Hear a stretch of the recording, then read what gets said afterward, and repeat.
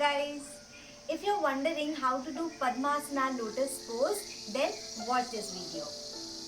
So, we always start with the right leg. So, hold your right ankle and just swing.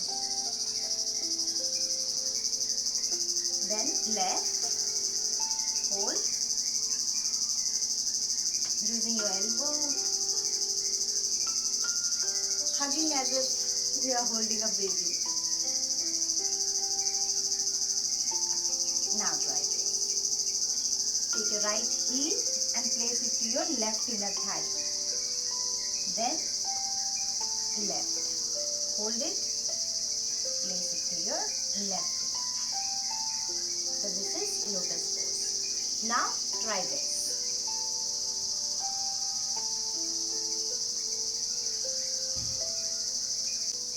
Now try padmasana in shoulder stand. First right, adjust, and then bend your left, adjust. Done. Same you can try with Shishasana.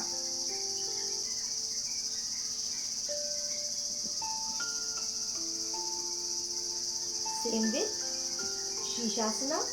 First try your right, adjust, your left. Try this out. Try this video. Hope this video is helpful for you.